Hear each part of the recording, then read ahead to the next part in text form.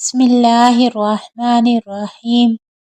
آج کی ویڈیو میں ہم ایک نہایت پیاری حدیث سنیں گے جس میں اللہ تعالیٰ اہل جنت کو اپنی سب سے عظیم نعمت عطا کرنے کا وعدہ فرماتا ہے۔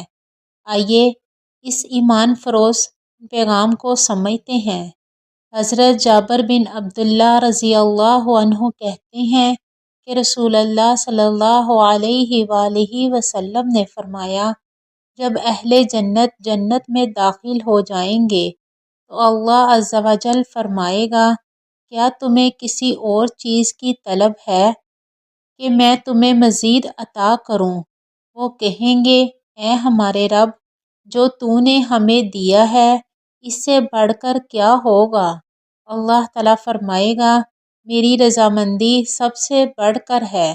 السلسلۃ الصحیحہ حدیث نمبر 1436۔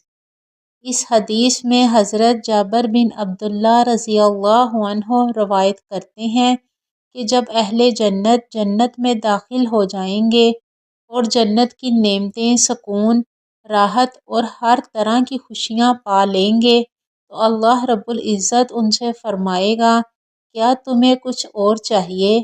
اہل جنت حیران ہو کر عرض کریں گے، اے ہمارے رب، تو نے جو ہمیں عطا فرمایا ہے اس سے بڑھ کر بھی کوئی چیز ہو سکتی ہے؟ تو اللہ تعالیٰ فرمائے گا، میں تم پر اپنی رضامندی نازل کرتا ہوں اور اس کے بعد میں کبھی بھی تم سے ناراض نہیں ہوں گا۔ اس حدیث کا پیغام یہ ہے کہ دنیا اور آخرت کی ہر نعمت کے باوجود سب سے بڑی نعمت اللہ کی رضا ہے۔ جنت کی نعمتیں ختم نہیں ہوتی، لیکن اللہ کا راضی ہو جانا سب نعمتوں کا تاج ہے۔